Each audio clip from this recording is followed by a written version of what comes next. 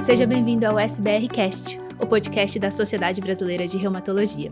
O episódio de hoje é um Reuma Drops, aquele que te informa em 10 minutinhos. Eu sou Marília Furquim, membro da Comissão de Mídias da SBR, e hoje eu tenho a honra de estar aqui com o Dr. André Franco para um bate-papo sobre o manejo dos sintomas Zika na síndrome de Sjögren.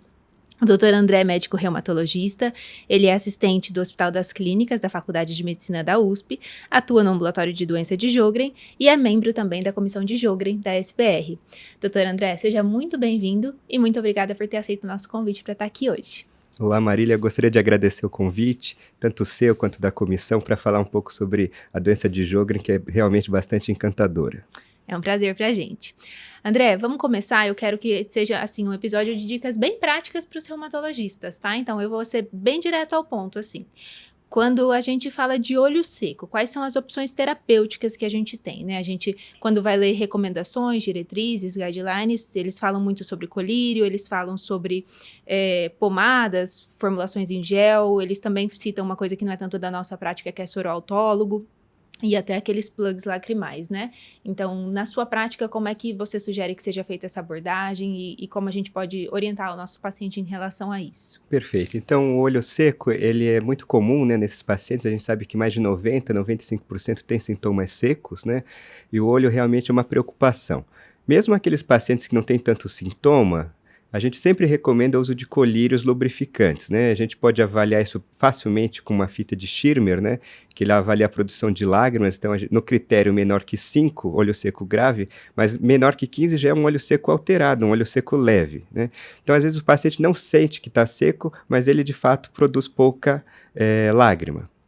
A principal opção que a gente tem, e a mais do dia a dia, são os colírios com lubrificante, que podem ser utilizados 3 a 4 vezes por dia, mas não mais do que isso, porque eles podem fazer uma conjuntivite química, né?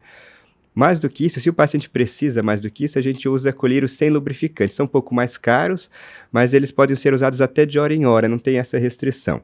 E aí nós temos vários colírios sem lubrificante, que o que vai variar entre eles é a concentração da substância. Então, por exemplo, o hialuronato, que é o mais comum, a gente tem de baixa concentração até alta concentração. Então, colírios menos viscosos até mais viscosos. Esses mais viscosos, eles duram mais no olho, então a sensação, o alívio perdura por mais tempo, né?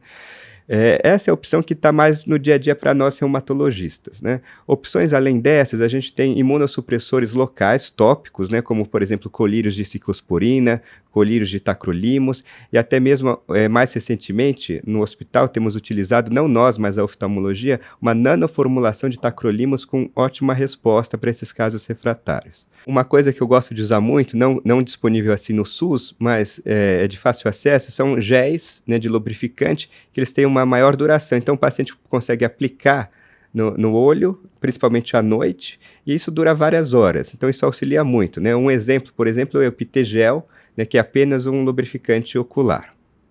Em relação a procedimentos mais invasivos, a gente tem os plugs lacrimais. Claro que já é um procedimento, né? O paciente coloca um plug que fecha o canal lacrimal. Isso, às vezes, ele pode cair, né? Mas, em geral, a resposta é muito boa. Ou até mesmo fazer uma oclusão do ponto. O oftalmologista dá um ponto na via lacrimal.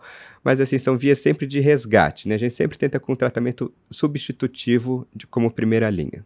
E esse tratamento substitutivo, você tinha falado no começo que mesmo que o paciente não seja tão sintomático, a gente deve estimular, e o objetivo é porque ele não é só para controle de sintomas, mas para proteção, né? Para cumprir a proteção, o papel de proteção que a lágrima tem, é isso? Isso, perfeito. Então, o olho seco, né, ele pode dar, por exemplo, úlcera de córnea, né, que é uma grande preocupação, porque isso pode levar a uma infecção, uma endoftalmite. Então, é muito importante que, mesmo que ele não tenha sintomas, pelo menos 3 vezes por dia, eu brinco, né, deixe junto com a escova de dente, café, almoço e janta, você aplica o colírio. É uma boa fazer essa associação.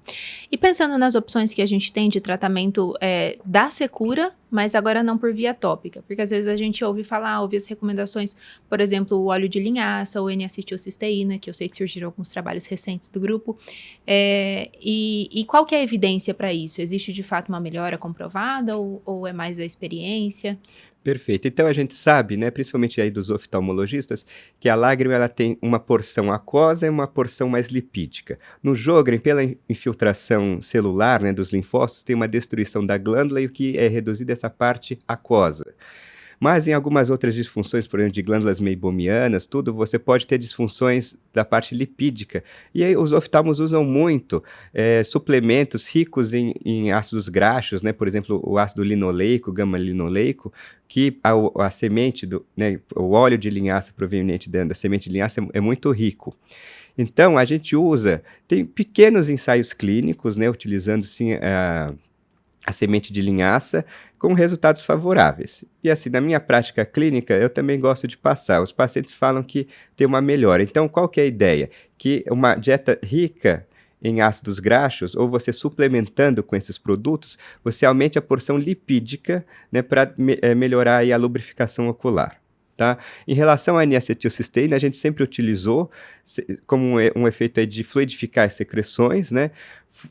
Foi feito no nosso serviço, né, um ensaio clínico randomizado, duplo cego, placebo controlado, foi a tese da doutora Juliana, que também é membro, né, da comissão de Sjögren, e infelizmente ou não, né, o resultado veio negativo, mostrando que não teve diferença o uso da N-acetilcisteína em doses bem elevadas em relação ao desfecho de secura e também até de produtos de oxidação, né?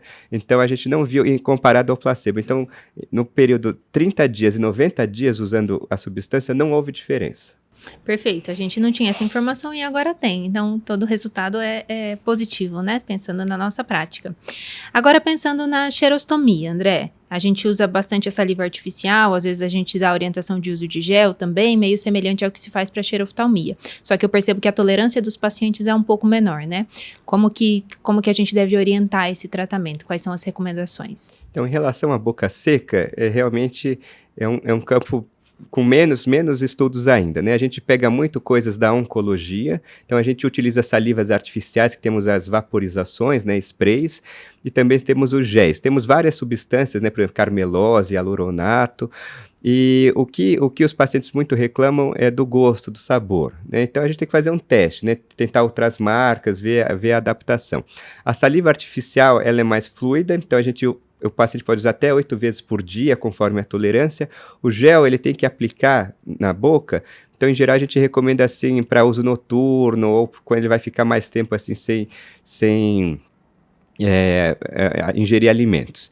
Outra coisa importante, né, que a gente esquece é a ingestão de água, bastante ingestão de água, e lembrar que se a gente colocar ácidos na água, por exemplo, rodelas de limão, de laranja, são coisas que ajudam bastante a estimular, né? O ácido, ele estimula a estimular a secreção, né?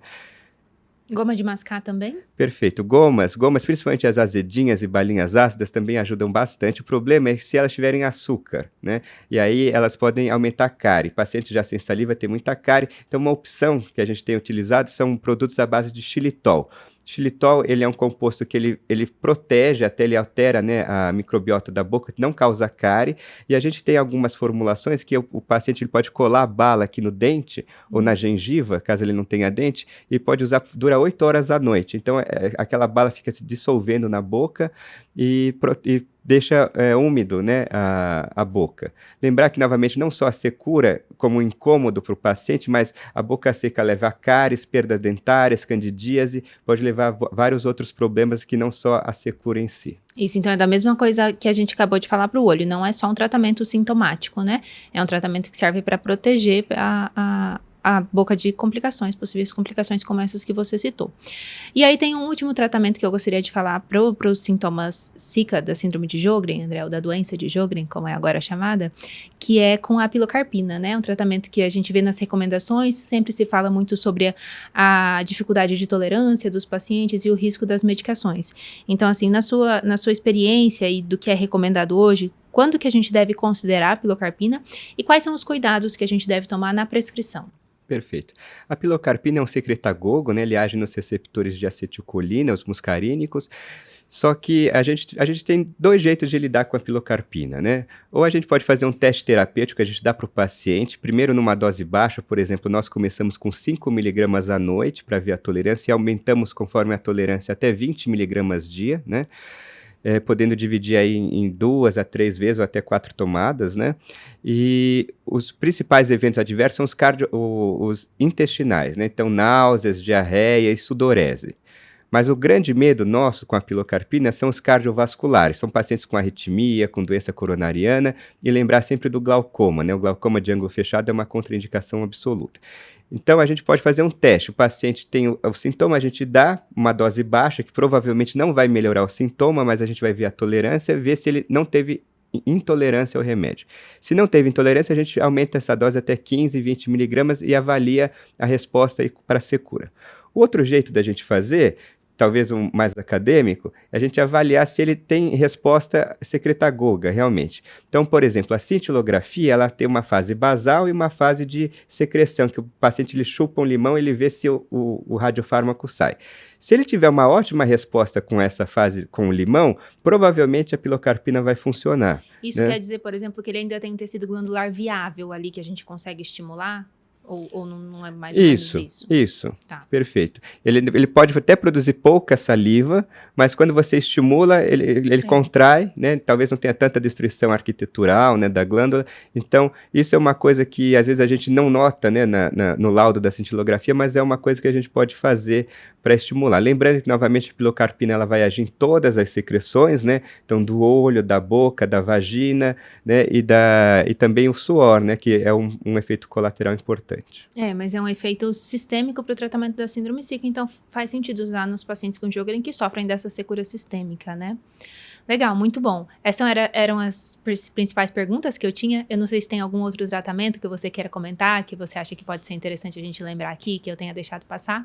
Em estudo, a gente ainda tem o laser, né, a fotobiomodulação, né, tanto o laser no olho, né, para a gente estimular essas glândulas lacrimais, quanto o laser na boca também para estimular as glândulas salivares, tá? Temos alguns estudos controversos, mas em alguns casos, quando a gente já não tem muito o que fazer, talvez seja uma opção a gente considerar o laser. Muito bom, muito interessante. André, muito obrigado pela sua participação, foi ótimo, eu espero que você venha mais vezes. Obrigado, fico feliz pelo convite, pode contar comigo para o que precisar, obrigado. Contaremos. Gente, muito obrigada e até a próxima.